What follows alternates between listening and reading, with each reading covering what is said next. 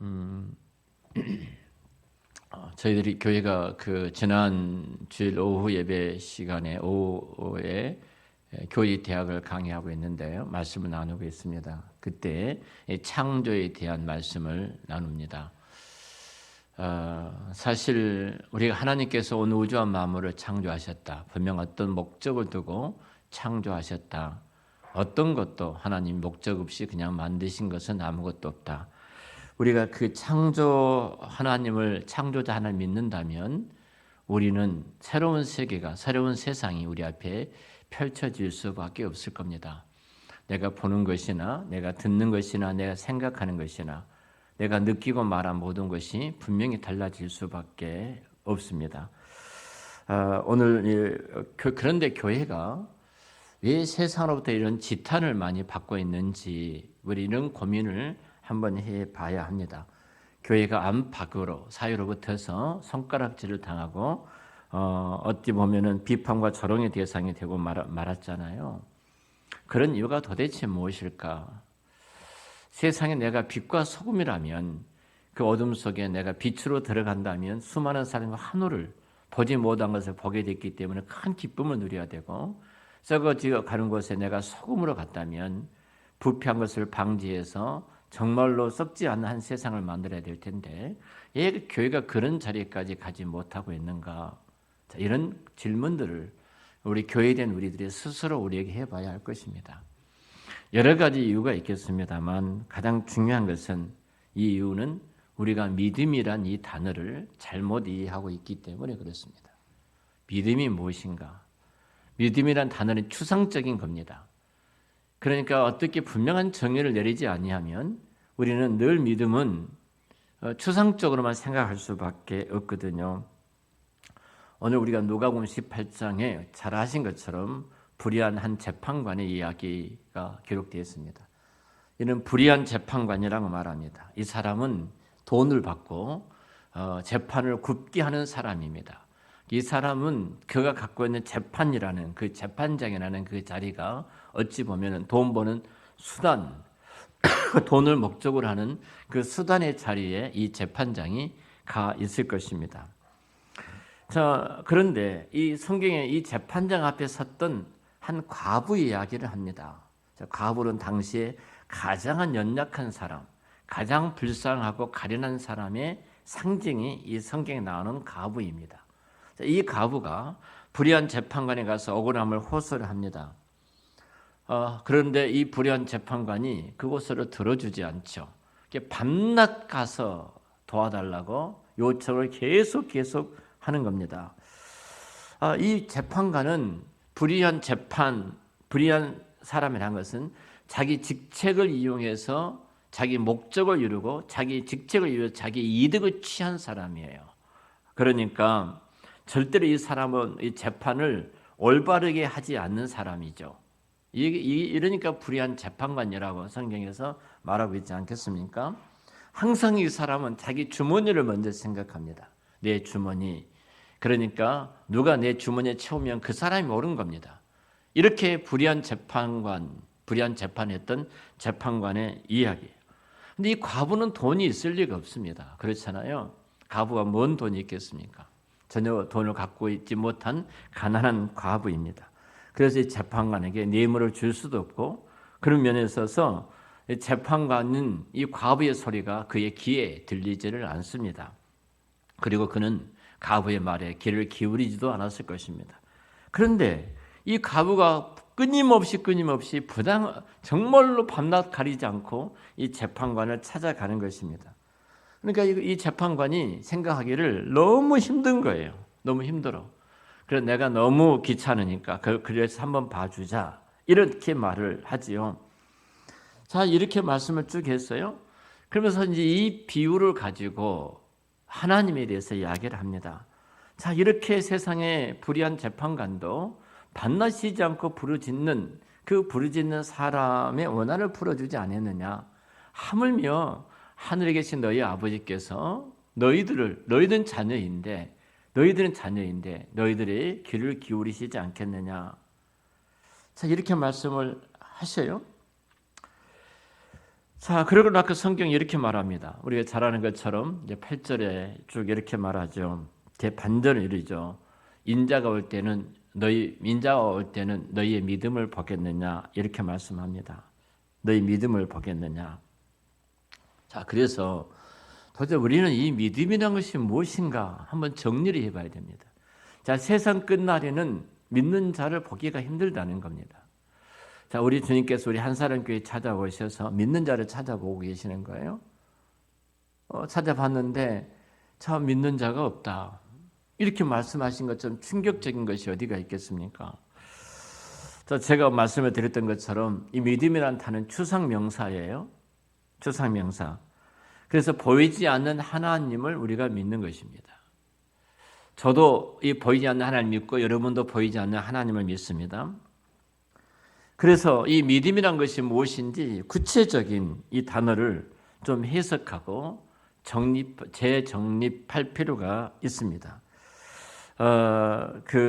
사실은 어떤 면에서 본다면 우리가 이 믿음이란 단어를 바르게 교회가 갖고 있지 못한다면 또 교회된 우리들이 이 믿음이란 단어를 바르게 붙들고 있지 못한다면 서로 우리는 엉뚱한 것이 저 사람 믿음이 좋은 사람, 믿음이 큰 사람, 저 사람 믿는 사람이야 이렇게 말할 수가 있거든요. 최소한 우리들은 정말로 믿음이라는 것이 무엇인가를 정의하고 또 그 정의 속에서 저와 여러분들이 하나님 보시기에 정말 하나님의 마음을 시원케 드리는 그런 믿음의 사람이 저와 여러분들이 되시기를 우리 주의 이름으로 축원합니다. 제가 전 시간에 두 가지를 말을 했습니다. 자, 우리가 믿음이라고 말할 때, 자, 믿음이라는 것은 구체화시킬 필요가 있어요. 그러니까 믿음은 우리 삶에 구체적으로 드러날 수밖에 없습니다. 믿음이 어떻다는 거예요? 드러날 수밖에 없어요. 우리 삶에 나타날 수밖에 없습니다. 근데 우리 삶에 나타난 모습 보면서 여러분들이 볼 때 진짜 믿음이 있는 것 같아도 말은 믿음이 있는 것 같아도 저 사람 믿음이 없어. 그런 분도 계시고 참으로 저분이 믿음이 있을까 하는데 어느 순간 보면 믿음의 역사를 이루는 것을 보게 되거든요. 자, 믿음이라는 것은 우리가 구원 얻은 믿음은 하나님의 선물입니다. 우리가 가질 수 없어요. 하나님께서 저와 여러분에게 성령으로 말미암아 믿음이라는 선물을 허락해 주시고 그 믿음이라는 선물을 주셔서 우리가 예수를 믿어 구원에 이르도록 가게 하신 것이 성령님의 사역이에요. 자, 우리의 사역이 아닙니다. 자, 우리가 이렇게 예수 그리스도를 내가 믿고 나서 믿는 자로서의 믿음의 그 역사가 믿음의 모습이 우리가 살아가는 삶에서 우리가 생각하는 것에서 우리가 말하는 것에서 우리가 행동하는 것에 대해서 이 믿음이 이제는 나타난다는 겁니다.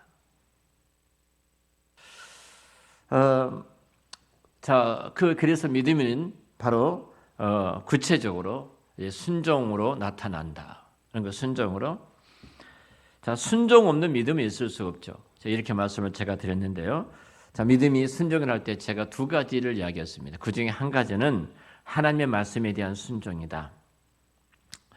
자, 내가 누구를 믿는다고 말을 할 때 내가 그분을 신뢰한다면 내가 그분이 말한 대로 우리는 그대로 받아들입니다. 그리고 순종하는 것이죠.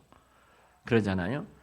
내가 나는 저 사람을 믿는다고 말해놓고도 그분가 말한 것을 내가 받아들이거나 믿지 않는다면 그분을 내가 믿는 것이 아닙니다. 하나님께서 성경을 통해서 우리에게 말씀하셨거든요. 그럼 말씀하셨다면 내가 하나님을 믿는다면 우리는 성경 앞에는 아멘밖에 없습니다. 처녀가 잉태하여 아들을 낳는다. 말도 안 되는 이야기 아닙니까? 근데 하나님의 말씀이니까 천지와 만물을 창조하신 창조자의 말씀이니까 아무것도 없는 것에서 무엇을 만들어내신 하나님의 말씀이니까 내가 아멘하고 그것을 믿어 받아들이는 겁니다. 성경은 예밖에 없는 거예요. 도무지 이성적으로는 받아들일 수가 없는데 성령께서 내 마음에 감동하고 내가 아멘하는 순간 이것이 믿음의 놀라운 역사를 우리 앞에 다가오게 되지요. 그래서 내가 하나님의 말씀 앞에 순종하지 않고는 하나님을 믿는 방법은 없습니다. 자, 내가 주의 말씀 앞에 내 이성적으로 맞지 않지만 내가 순종하고 아멘했더니 그 말씀이 살아계신 하나님의 말씀으로 경험이 되어지는 거예요. 경험이 되어져요. 자, 분명히 성경 우리에게 마음에 평안함을 주신다고 평안함을 주신다고 말씀하셨거든요. 근데 어떤 사람은 갈등이 참 많습니다. 근데 내가 갈등이 많은데 이 사람이 원수예요. 근데 성경은 원수를 사랑하라고 말합니다. 원수를 축복하라고 말합니다. 근데 이 성으로 이 사람이 죽어야 돼요. 잘못돼야 돼요. 근데 하나님께서 그렇게 말씀하시니까 아멘하고 내가 저를 사랑하고 그 사람을 축복을 했습니다. 그때 무엇을 주시냐면은 하나님 우리에게 뭘 주신다고요? 평안함을 주십니다. 말할 수 없는 기쁨을 주셔요. 세상에 빼앗아 가진 못한 평안함을 우리 마음속에 부어주시거든요. 그리고 그 하나님이 살아계신 것을 우리가 그 마음으로 느끼고 경험할 수가 있는 거예요.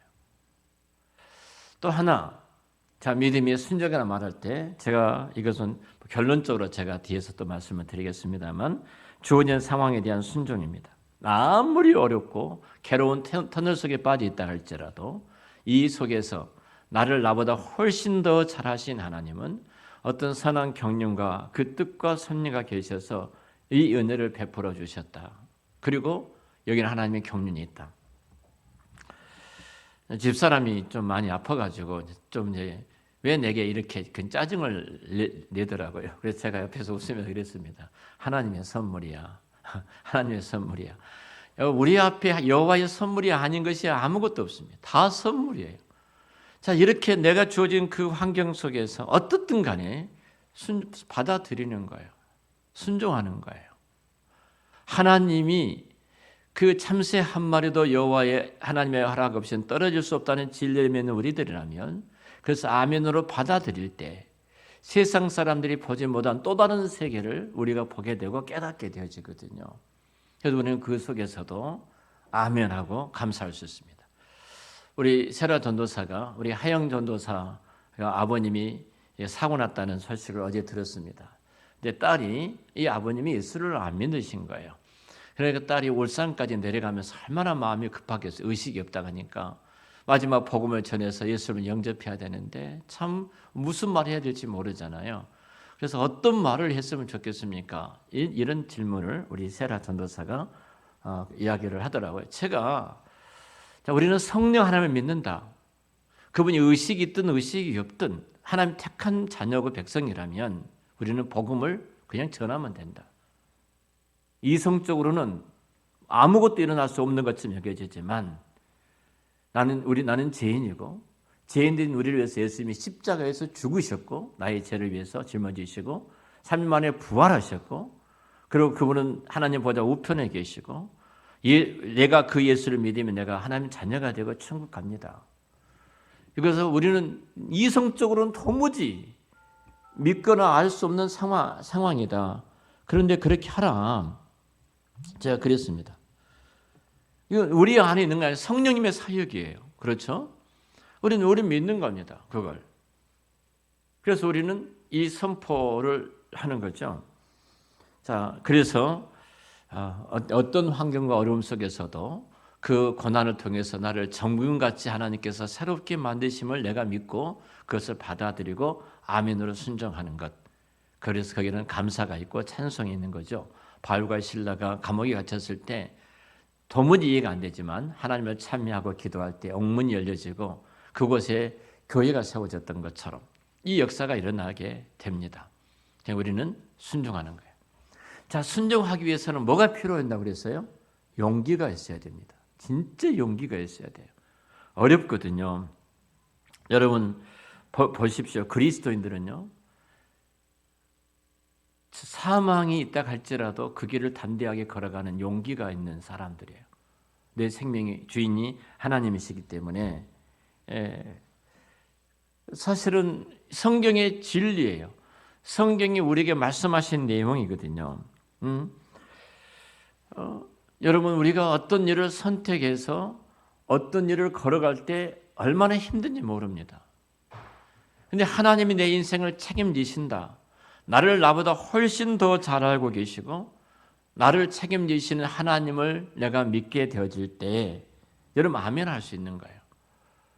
당시에 정혼했던 마리아가 남자를 알지 못한 요셉과 정혼했던 마리아가 임신을 하게 됩니다. 이건 돌에 맞아 죽어야 되거든요. 그때 문화입니다. 정오는 것은 결혼과 똑같은 상황이기 때문에 이 돌에 맞아 죽을 수밖에 없는 상황이에요.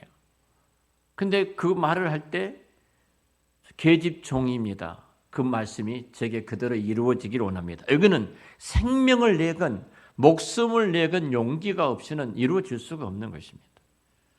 그럼 결국은 하나님의 살아계신 걸 믿고 내가 아멘으로 받아들인 사람은 내가 그 일을 이룰 수 있는 용기가 필요한 거예요. 무엇을 먹을까, 무엇을 마실까, 무엇을 입을까 염려하지 말아라. 공중에 나는 새를 봐라. 하나님 너 책임지지 않겠느냐? 하나님 내 형편이 어떤데요? 먹을 것이 아무것도 없는데요. 그 자리에 있는 것이 아니라 아멘하고 맞습니다. 하나님이 책임져 주실 겁니다.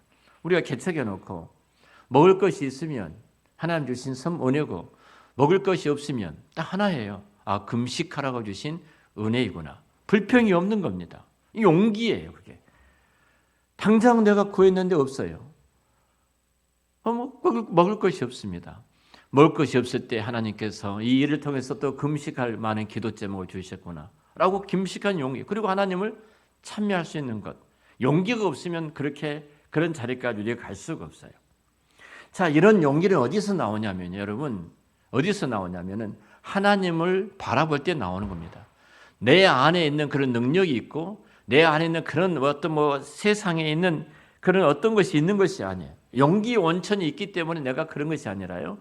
온 우주와 만물을 창조하신 공중에 나는 새 한 마리도 먹이시고 입히시는 하나님, 들의 백합, 내일 아궁에 던질 들풀도 아궁에 불 속에 던질 들풀도 입히시고 가꾸신 하나님이 내 아버지라는 사실을 내가 믿게, 내가 바라보게 될 때, 그 공중 나는 새를 봐라, 들의 백합화를 봐라, 내일 아궁에 던질 그 들풀을 봐라.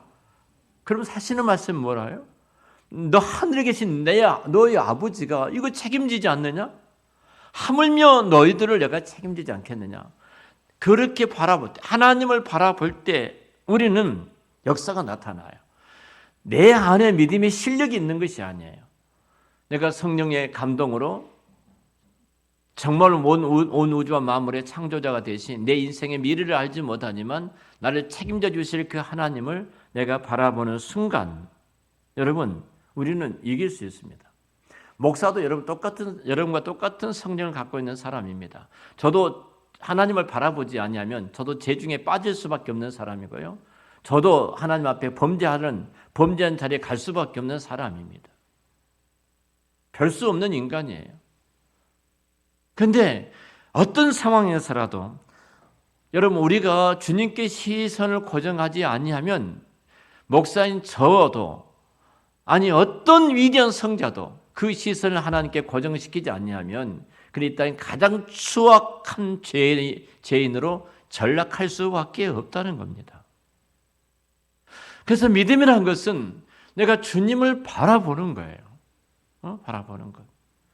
당장 돈이 얼마 들어가는데 내가 어떻게 해야 되는가? 주님 바라보십시오. 그럼 거기에 해답이 있습니다. 우리가 주님께 시선이 고정될 때만 내가 어떤 환경 속에서도 내가 이길 수 있는 용기 있게 이 세상에 헛된 것을 구하지 않고 달려갈 수가 있어요. 내 시선을 주님께 고정을, 나를 위해서 죽기까지 십자가 위에서 죽기까지 나를 사랑하셨던 그 주님, 온 우주와 만물을 창조하신 그 하나님께서 내가 그 예수 그리스도를 나를 위해서 내어준 그 하나님이 그 그리스도와 함께 너에게 모든 좋은 것을 주지 않겠느냐. 내가 그 주님을 바라보는 순간 내가 지금 받는 것이 뭐예요? 내 양에 차지 않고 고통스러운 선물로 보이지만 그것이 하나님의 놀라운 복이라는 사실이에요. 주님을 바라보는 거예요. 그때 우리는 놀라운 그 은혜가 우리 가운데 있습니다. 자, 이 말씀을 정리해 가도록 하겠습니다. 사실 어떤 면에서 본다면 우리의 시선이 주님께 고정되어 있지 않는다면 그것이 우리 주님께 고정되어졌을 때 그것이 결국은 우리 삶의 모든 열매로 나타날 수밖에 없습니다. 그래서 믿음은 따라서 할까요? 믿음은 눈에 보이는 것이다. 불평하고 원망하는 사람은 그가 목사일지라도 믿음 없습니다. 그가 장로일지라도 믿음 없습니다. 눈에 보이는 거예요. 눈에 보이는 것. 사실 어떤 면에서 보면은 여러분 성경은 끊임없이 이 이야기를 말씀하거든요. 자, 예수님께서 백부장의 믿음을 칭찬하셨어요. 백부장의 믿음이 칭찬하셨는데 자기 하인이 중풍병이 걸렸다는 겁니다. 그래서 예수님께 가서 고쳐달라고 요청을 하죠. 그 예수님이 내가 가서 고쳐주겠다. 그래서 백부장이 이 말을 합니다. 선생님, 저희도 많은 수하의 사람들이 종들이 있습니다. 내가 말 한마디면 가라 하면 가고 오라 하면 옵니다. 이 종들이 이렇게 말합니다. 이와 같이 그 크신 예수님께서 내 집에 들어오신 것을 저는 감히 감당할 수가 없습니다. 그러니까 선생님께서 내 하인에게 중풍병이 물러가라. 그 말씀만 한마디 해 주십시오. 그러면 나을 줄로 믿습니다. 이 말을 하는 거예요. 예수님께서 뭐라고 말씀하셨어요? 내가 이스라엘 가운데 이만한 믿음을 만나지 못했다는 겁니다. 여러분 믿음은 이렇게 보이는 거예요. 보이는 것입니다. 사도 바울이 루스드라에 갔을 때 이제 설교하는데 그 옆에 앉아 있는 사람 가운데 선천성 하반신 마비가 된 사람이 있었어요. 근데 설교를 하다가 그 선천성 하반신 마비가 된 사람에게 구원을 얻을 만한 믿음이 그 안에 있는 것을 바울이 본 겁니다. 눈으로 봤어요. 그리고 나서 이렇게 말하나, 네 발로 일어나라, 일어서 걸으라 이렇게 말해요. 네 발로 일어나라. 하반신 마비가 됐는데, 근데 그 순간에 그가 일어납니다. 믿음은 보이는 거예요. 정말로 내가 믿는 사람으로 내 남편과 내 아내에게 보이고 있는가? 우리 자녀들에게 내가 정말로 믿음의 사람으로 보이고 있는가? 보여지는 거예요, 믿음은. 여러분들 우리 교회 안에 헌신된 많은 우리 지체들이 있습니다. 여러분들은 다 아실 거예요. 저분이 정말로 믿음이 좋으신 분이다. 저분은 믿음이 왜 저럴까? 여러 가지 생각을 하시는 분들도 계실 것입니다. 왜 그렇게 생각되어지죠? 보여지는 것이기 때문에 그렇습니다. 이런 면에서 본다면 사실 이제 우리가 상대에게만 보여진 것이 아니라 그 내가 믿음은 내 안에도 이 놀라운 변화를 이제는 가져올 수밖에 없는 거예요. 그 믿음은 보여지고 나도 알고 모두가 알 수밖에 없다는 겁니다. 여러분, 그 안데르센 동안 가운데 여러분 그 미운 오리 새끼 백조 이야기를 잘 알고 계시지 않습니까? 그 오리들 가운데 색깔도 다르고 몸도 크고 뒤뚱뒤뚱 거리고 아주 볼품이 없는 오리 한 마리가 있습니다. 걸음걸이가 다릅니다. 색깔도 다릅니다. 그러니까 오리 새끼들 가운데 이 오리는 그 미움을 받는 거예요. 따돌림을 받는 거예요. 조롱을 받는 거예요. 어느 날에서 정말로 멋진 한 새가 하늘에서 내려오게 됩니다. 그래서 오리에게 물었습니다. 저게 뭐냐 물었더니 백조라는 겁니다. 백조. 어떻게 하면 제 백조처럼 멋있고 아름다울 수 있을까? 이런 생각을 하게 되죠. 자, 넋을 놓고 이제 바라보고 있는데 이 백조가 내려와서 이 미운 오리 새끼에게 뭐라고 말하냐면 너 왜 거기 있느냐? 이렇게 말하죠. 너 왜 거기 있느냐? 그러면서 넌 백조야. 이런 말을 하죠. 넌 백조라고 말할 때 그 백조가 드디어 자기 정체성, 내가 누구인가를 보게 되어집니다.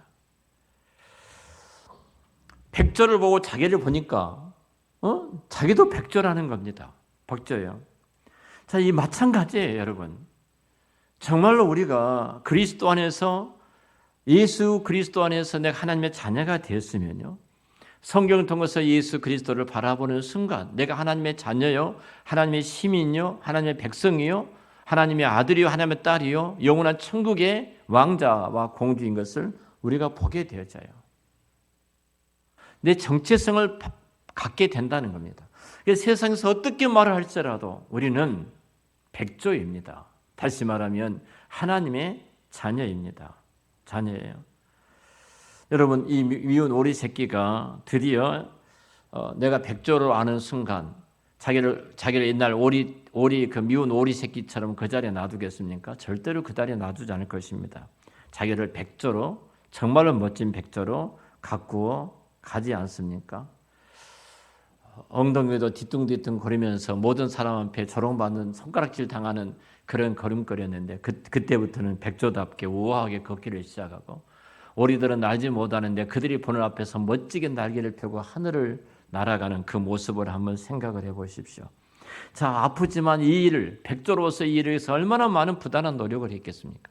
마찬가지거든요. 우리 하늘의 백성들입니다. 온 우주와 만물을 창조하신 창조자 하나님 우리 아버지이시고 우리는 그분의 자녀입니다. 그렇다면 우리는 자녀답게 말하고 자녀답게 행동하고 자녀답게 살도록 우리는 부단한 노력을 해야 되지 않겠습니까? 얼마나 멋진데. 얼마나 멋진데. 자, 이 믿음이란 것이 그래서 우리는 이 믿음은 우리 삶 속에 우리의 삶의 현장 속에 나타날 수밖에 없다는 겁니다. 추상명사지만 그래서 내가 믿음을 본다 이렇게 말하는 겁니다. 성경에서 믿음을 본다. 보여지는 것입니다.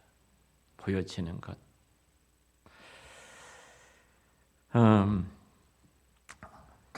이제 우리가 결론적으로 좀 말씀을 정리해 가겠습니다. 우리가 고린도전서 16장 13절 말씀 보면은 사도 바울이 이렇게 말을 합니다. 우리 고린도전서 한번 볼까요? 정리를 좀 해가면서 고린도전서 16장 13절입니다. 우리 같이 읽겠습니다. 깨어 믿음에 굳게 서서 남자답게 강건하라.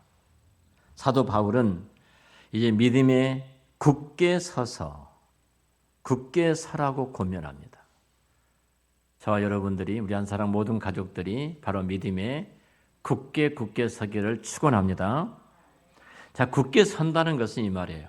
의심 없이 흔들리지 않고 뜻을 확고하게 한다는 뜻입니다. 하나님 앞에 뿌리를 굳게 내려야 합니다. 작은 나무가 아니라 이제는 큰 기둥이 되라는 말이거든요. 믿음에 굳게 선 자는요, 마귀도 무서워합니다. 우리가 베드로전서 5장 7절부터 10절 말씀을 읽었는데요. 우리는 강하고 굳건하라고 말하잖아요. 우리 아이들이 사탕 하나에 눈동자가 흔들립니다. 그 사탕 하나에 그런 어린아이 같은 자가 되지 말라는 겁니다.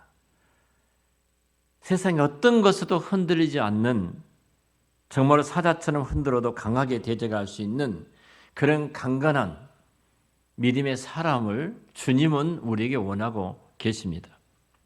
우리 아까 주님을 바라보는 것, 정말 주님만을 의지하는 것, 주님만을 소망하는 사람은 이 땅의 것을 가지고 흔들리지를 않습니다. 그것을 막 자랑한 사람이 초라하게 보여요. 영혼은 죽어 있는데.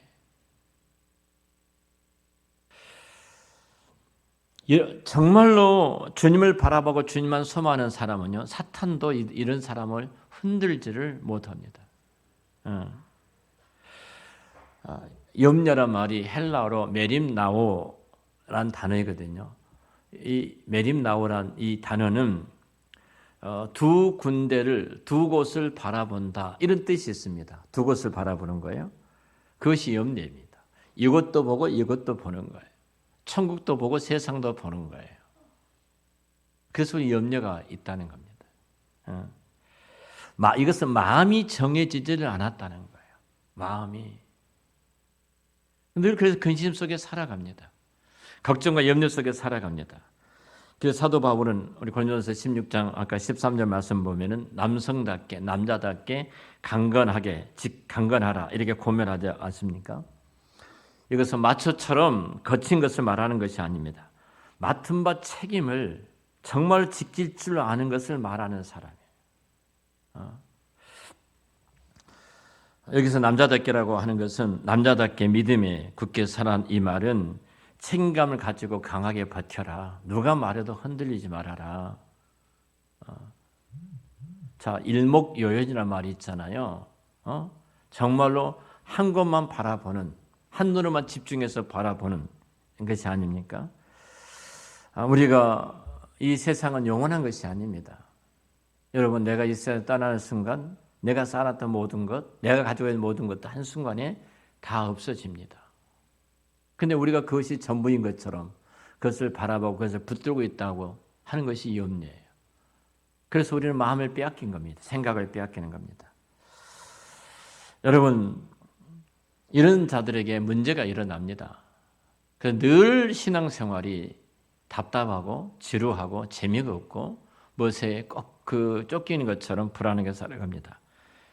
여러분, 신앙의 문제는 상황의 문제가 아닙니다. 환경의 문제가 결코 아닙니다. 환경과 상황을 이기지 못하는 내 믿음의 문제예요. 내 믿음의 문제, 나의 문제, 내 신앙의 문제지 환경과 상황이 결코 문제가 아닙니다. 믿음은 환난 가운데 드러나죠. 그래서 우리는 믿는 것만큼 우리는 이긴다 이렇게 말할 수 있어요. 믿는 것만큼 내가 찬송하고 믿는 것만큼 내가 감사하게 된 겁니다. 자, 우리 몸이 아프면 병원에 달려가지 않습니까? 병원에 갑니다. 다 그러죠. 근데 영적으로 내가 병약할 때 왜 하나님을 찾지 않는지 모르겠어요. 왜 하나님 앞에 달려가지 않는지 모르겠어요. 예배 가운데 달려가야 되고 기도하는데 달려가야 되고 찬양하는데 달려가야 되고 내가 영적으로 아프면 달려가야 되거든요. 그러지 않고 그곳에 달려가지 않기, 그것에 가지 않기 때문에 문제가 계속 생기는 겁니다. 그 문제 속에서 살아갈 수밖에 없는 것입니다. 여러분, 우리 인생이 정말로 짧지 않습니까? 자, 내가 60살 살았다면 60살 산 겁니까? 60년을 산 겁니까? 거기에 절반은 68에 48, 만약에 60년이라 하면은 우리 8시간 하루에 잠을 자니까요. 3분의 1로 나누면은 내가 20년은 잠을 자고 있었던 겁니다. 20년 잠을 잤어요. 아무것도 않고 잠만 잤습니다. 그리고 내가 40년은 어영부영에 살아왔던 것을 다 빼고 나면은 실질적으로 내가 삶 속에 살아내는 것은 10년이 될까 말까 할 겁니다. 내가 살아난 것이 얼마 안 돼요, 여러분. 이렇게 살아오는데요. 사실 우리가 기껏해야 내가 살았다 해도 10년이에요. 10년 정도 살았을 겁니다. 잠으로 살고 어영부영 살고 그냥 하는 것 없이 이렇게 살았어요. 여러분, 내가 정말 하나님 앞에 사는 날 동안에 믿음으로 반응해 본 적이 얼마나 있는가? 믿음으로 내가 반응한 적이 얼마나 있는가? 믿음 분명히 보여지는 것인데 공동체도 볼 곳이고 나도 나를 알고 있는데 나는 어떤 모습으로 보였는가?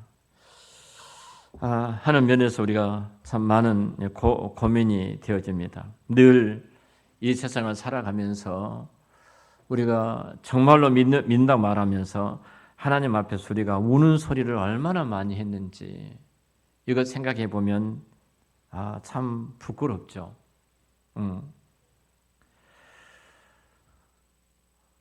3살 먹은 얘가 우리 4살 먹었던 하여튼 우리 아는 얘가 누구한테 사탕을 빼앗겼습니다. 사탕을 빼앗겼어요. 그러니까 사탕을 빼앗겨서 징징 짜면서 엄마 저 애가 내 사탕 빼앗아갔어 하고 울고 있는 그 아이의 모습을 한번 생각을 해보세요. 만약 다 자라서도 그렇게 한다면 이것을 속된 말로 찌질하다 이렇게 말을 하죠. 찌질하다. 여러분, 우리가 신앙생활하면서 얼마나 징징 짤 때가 많았습니까? 당당하게 믿음에 서서 하나님 그분을 즐겁게 노래하는, 즐겁게 찬양하는 그런 자리에 있지 못하고 찌질하게 어린아이가 사탕 하나 빼앗겨 그 전부를 잃어버린 것처럼 엉엉 울면서 엄마한테 일념 바치는 것처럼 우리가 하나님 앞에 그렇게 설 때가 얼마나 많이 있었는지 모릅니다. 여러분, 청소를 잘하는 사람에게는 깨끗하게 해라 하는 말을 하지 않습니다. 설거지를 너무 잘하는데 설거지 잘해. 이렇게 말하지 않잖아요. 순종하는 사람에게는 순종해라 이렇게 말하지 않습니다. 그러지 않습니까?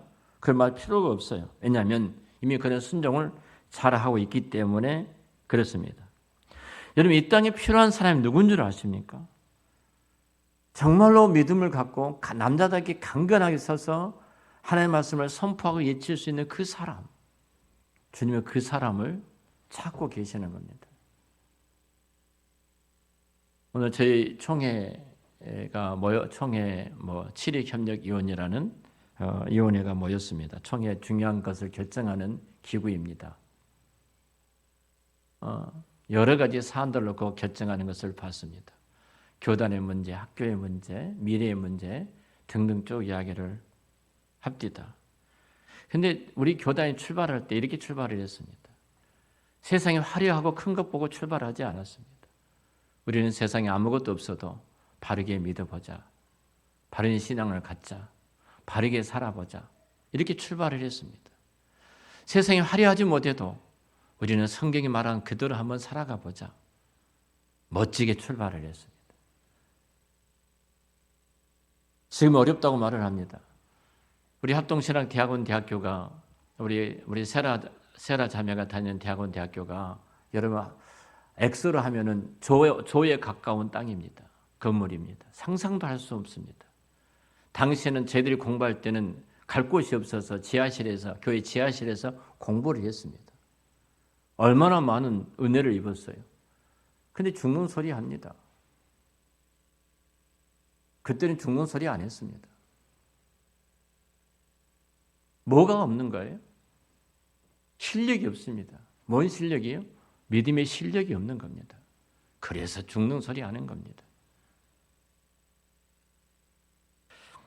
초막이나 금골이나 내주에서 모신 것이 천국이라고 우리는 찬양하면서 이 길을 걸어왔습니다.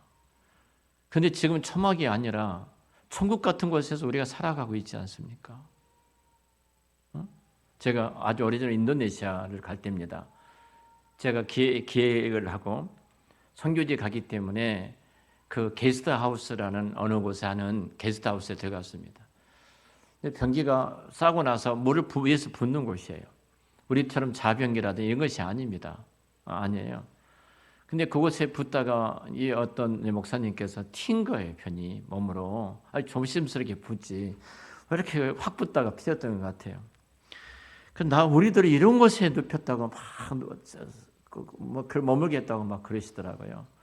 그래서 제가 그 말 듣고 있다가 선교사님 의논해가지고 정말로 좋은 호텔에 모시고 갔습니다. 수영장에 딸린 곳에 모시고 가서 쉬도록 해드렸어요.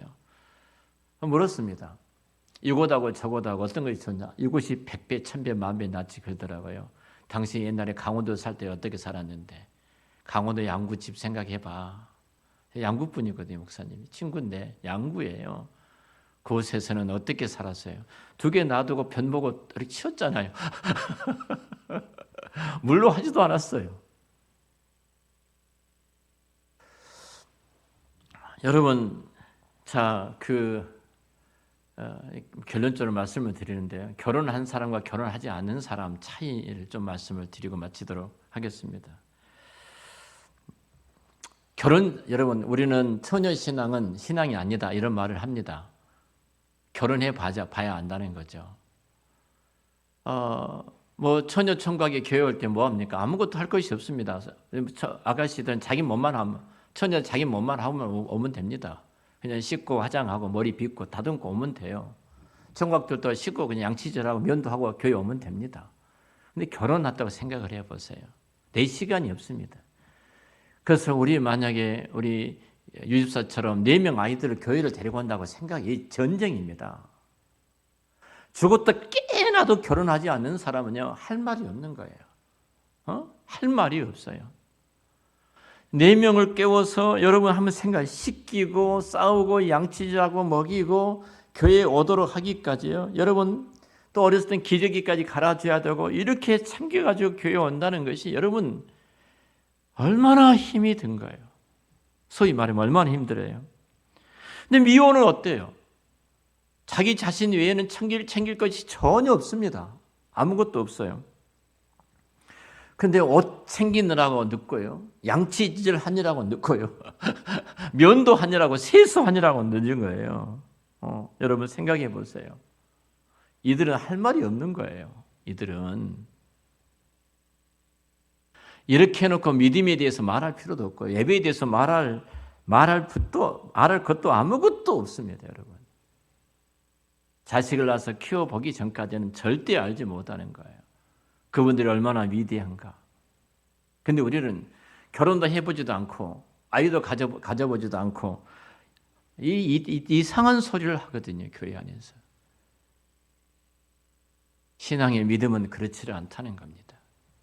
믿음 역사는 절대 그러지를 않는 것입니다.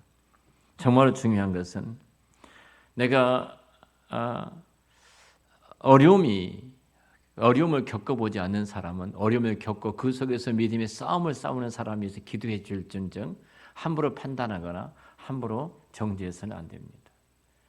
여러분 작은 교회에서 한 끼 식사를 제대로 하지 못하고 내가 오늘 교회 문을 닫아야 되냐? 닫아서는 안 되느냐? 큰 교회 목사들은 함부로 그분들에 대해서 말을 해서도 안 됩니다. 그 속에서 주님 한번 바라보고 싸우는 그 모습 보면은 우리가 그분들을 누구보다 더 존경해야 될 분이고 그분들에서 기도해야 될 분들입니다.